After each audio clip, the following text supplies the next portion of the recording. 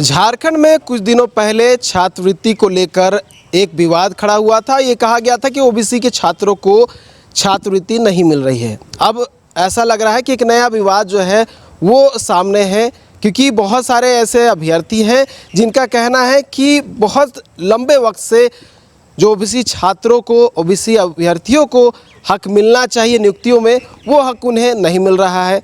कहा जा रहा है कि 27% का जो आरक्षण है वो मिलना चाहिए, लेकिन उसके स्थान पे मात्र 14% का आरक्षण जो है वो मिल रहा है झारखंड की नियुक्तियों में, चाहे वो जेपीएससी की ओर से किया जाए, चाहे वो जेएसएससी की ओर से किया जाए। क्योंकि आने वाले समय बहुत सारी नियुक्तियां होने वाली है। इसको लेकर जो अभ्यर्थी हैं, जो विभिन्न प्रतियोगिता परीक्षा की तैयारी करते हैं, झारखंड के कई जिलों से रांची में पढ़ाई करते हैं, वो कंसर्न दिख रहे हैं और अपनी चिंता जाहिर कर रहे हैं। हमारे साथ हैं वो अभ्यर्थी, उनसे बात करेंगे कि क्या कुछ उन्हें लग रहा है, किस बात की चिंता जो है वो जाहिर करना चाह रहे हैं। क्योंकि बहुत सारे ऐसे राज्य हैं जहाँ पर आरक्षण का दायरा जो है बढ़ाया गया है, लेकिन झारखंड में ओबीसी की आबादी जो है 50% से अधिक है, बावजूद इसके आरक्षण का दायरा जो है कम है। जानने का प्रयास करते हैं। क्या नाम है बताइए? मेरा रवि कुमार नाम हुआ और हम कंपटीशन का तैयारी करते हैं झारखंड लेवल का। क्या दिक्कत आएगी? अभी जैसे 14% आरक्षण दिया जा रहा है आप लोगों को, हालांकि ये बहुत समय से चल रहा है, इससे पहले भी बहुत सारी नियुक्तियाँ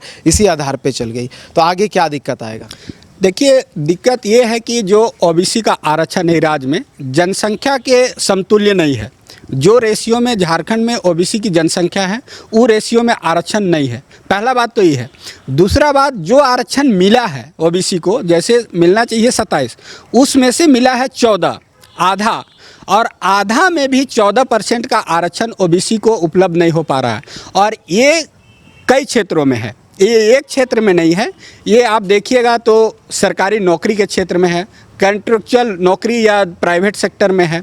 इसके अलावा राजनीति के क्षेत्र में दिखता है। तो राजनीति क्षेत्र का हम लोग आदमी है नहीं, हम लोग हैं पढ़ने लिखने वाला, नौकरी वाला प्रयास करते हैं। हम लोग नौकरी के लिए तैयारी कर रहे हैं, तो हम लोग को नौकरी के बारे में ज़्यादा सचेत रहता है।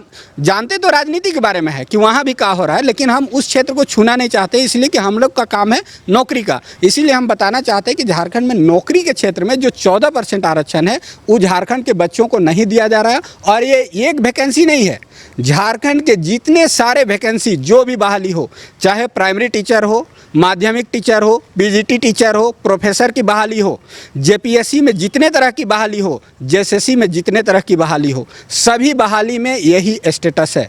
और आपको हम एक आंकड़ा गिना देते हैं राज्य का, जो 5-6 वैकेंसी का हम लेकर है सब वैकेंसी में, लेकिन हम 5-6 वैकेंसी बताना चाहते हैं यहाँ को ओबीसी के छात्रों के लिए कि कम से कम आप जगिए और अपना हक अधिकार के लिए बोलिए, जिससे आपको अपना हक मिले। आप किसी का लूटिए मत, लेकिन आपको जो मिला है संविधान के द्वारा जो दिया गया है उसका आप कम से कम लेने के हकदार हैं, उस पर काम कीजिए।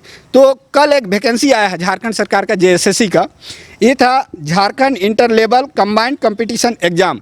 ये वैकेंसी नंबर था 3/2026। इसमें कुल सीट जो था ये इंटर लेवल का है, इसमें स्वास्थ्य विभाग में बहाली है, ठीक ना। इसमें कुल बहाली 326 है। ओबीसी का जो सीट होना चाहिए वो होना चाहिए 45 से 50, इसमें है कितना 28।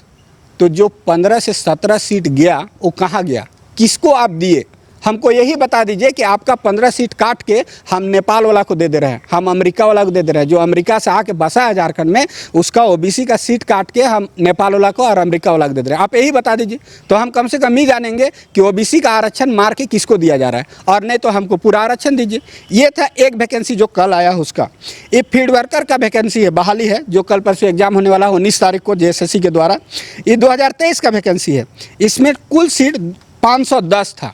ओबीसी का आरक्षण होना चाहिए कितना, 76 सीट, मिला कितना है 50 सीट। तो 26 सीट कहाँ गया? हम इसका बात करते हैं। हम 28 और 29 का नहीं, जो हमको मिला है उसका बात करते हैं। आप ये हमको बताइए कि ओबीसी का हम 26 सीट किसको दिए। टेक्निकल सीजीएल जो अभी बहाली है, फॉर्म भरा रहा है, इसमें कुल सीट है 627।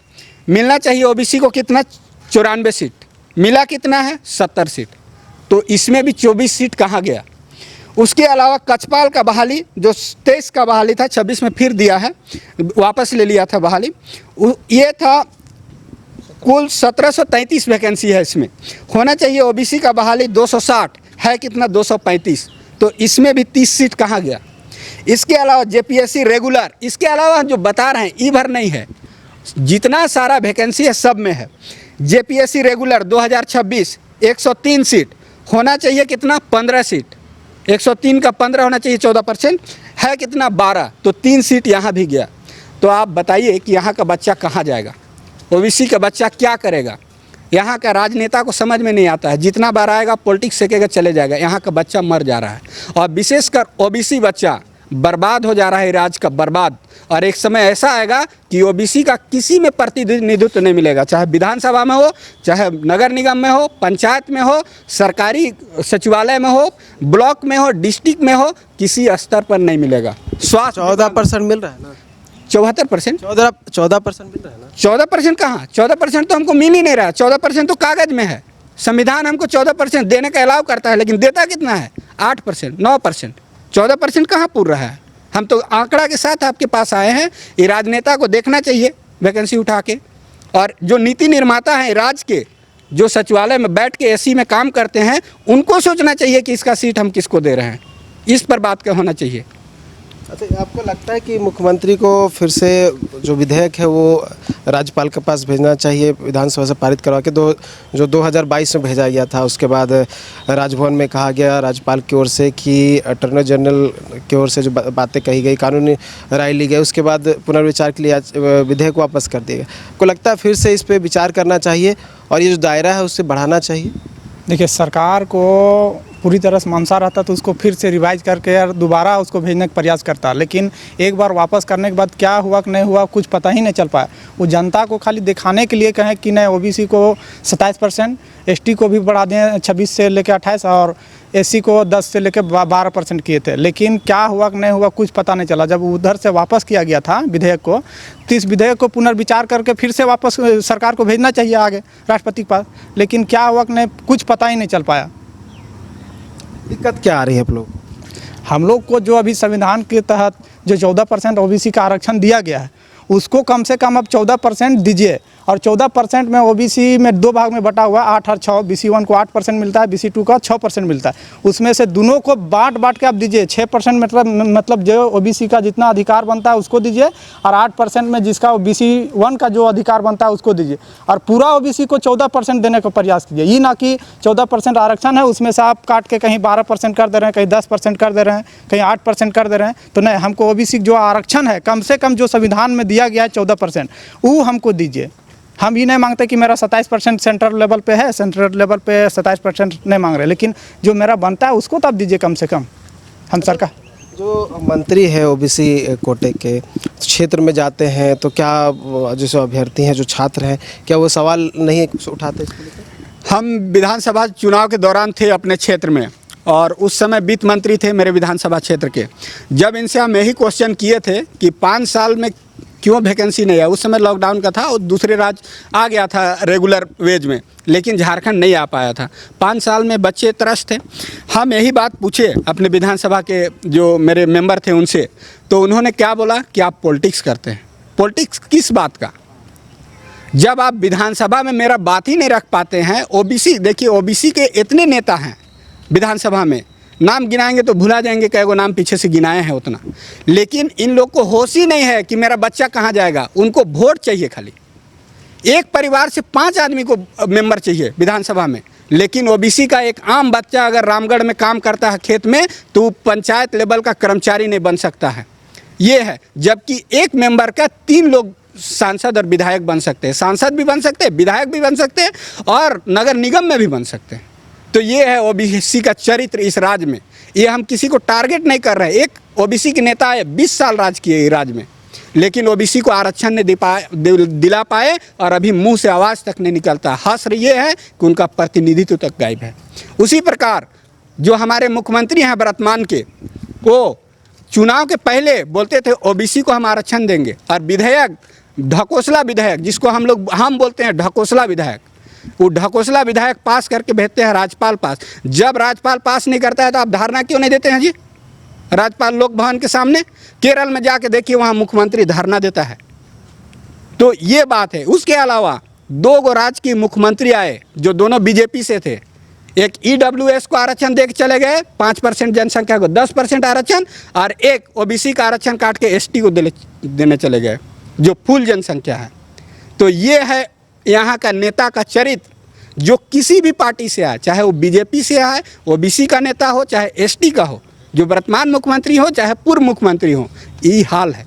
और ओबीसी का नेता आवाज़ तक नहीं निकलता है विधानसभा में। अब वोट लेने समय जाइए, हम रांची में खड़ा हैं, और यहाँ से जाइए देवघर तक, और जितना नेता मिलेगा विधायक सब ओबीसी का मिलेगा।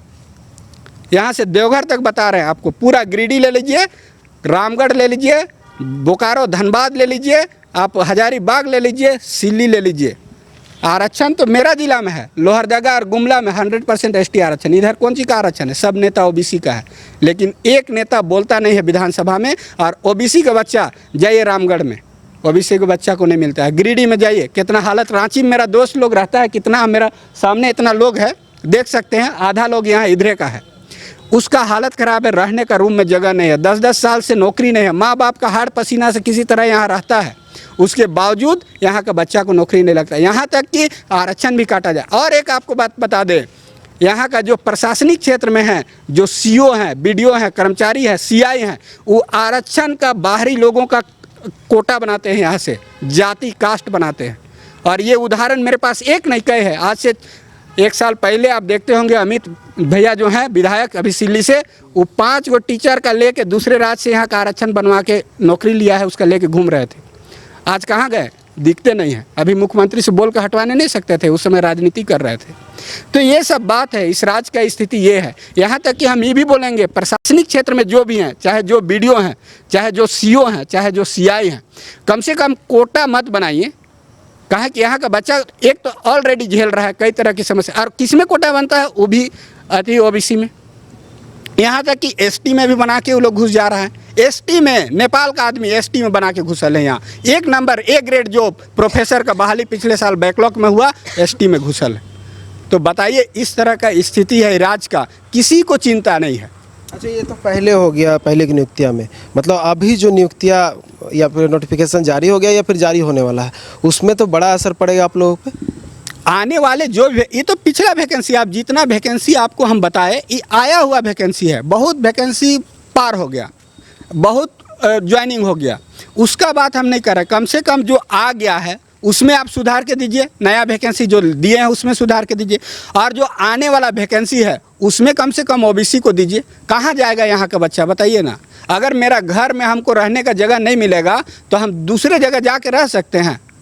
तो ये हम राज्य से पूछते हैं, अपने जो मंसूबे, जो नीति निर्माता है, जो राज्य के संचालक हैं, उनसे हम पूछते हैं कि जब आप हमको अधिकार नहीं दे पाइएगा तो क्या यूपी वाला देंगे, क्या बंगाल में हमको मिलेगा आरक्षण? तो आप ही बता दीजिए। तो ये स्थिति है। करेंगे क्या अब आप लोग? नोटिफिकेशन तो जारी होना शुरू हो गया है, अब और भी बड़ी नियुक्तियां आने वाली समय में होने वाली है, क्या करेंगे उसको? हम तो कोशिश कर सकते हैं, हम तो लड़कों को जागरूक कर सकते हैं। जो मेरे प्रतिनिधि हैं, विधानसभा के प्रतिनिधि हैं, जो राज्य के निर्माता हैं, उनसे मिल के हम बात कर सकते हैं कि सर देखिए यहाँ थोड़ा दिक्कत है, और इसको कम से कम आप ही कर सकते हैं। काहे कि कर तो वही सकता है। हम यहाँ से मिलेंगे, मुख्यमंत्री से मिलेंगे।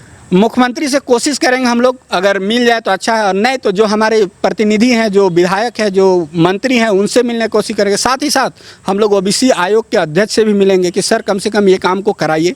कहे कि हम बोल सकते हैं, करना उन्हीं को है और करेंगे वही, तो मिलना हमको उन्हीं से पड़ेगा और गुजारिश उन्हीं से करना पड़ेगा। और ऐसे नहीं, लड़ाई के द्वारा नहीं, एक भाई के नाते हम उनसे बोलना चाहते हैं कि कम से कम मेरा अधिकार दे दीजिए। हम उनसे लड़ना नहीं चाहते हैं।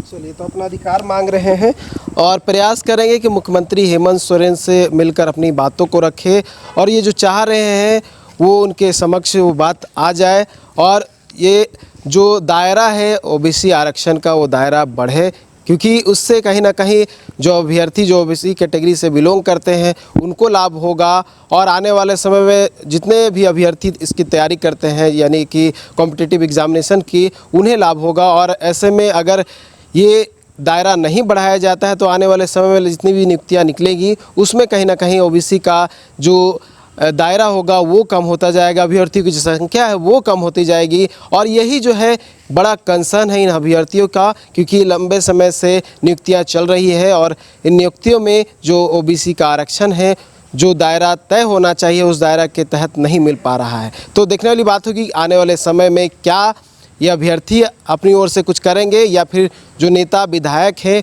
वो कुछ बातें जो है मुख्यमंत्री तक पहुंचाएंगे या फिर मुख्यमंत्री खुद अपनी ओर से कोई बात सामने रखते हैं या फिर नया विधेयक जो है वो विधानसभा पटल पर रखा जाता है। न्यूज़ 11 भारत के लिए कैमरामैन रवि के साथ नीरज कुमार, रांची।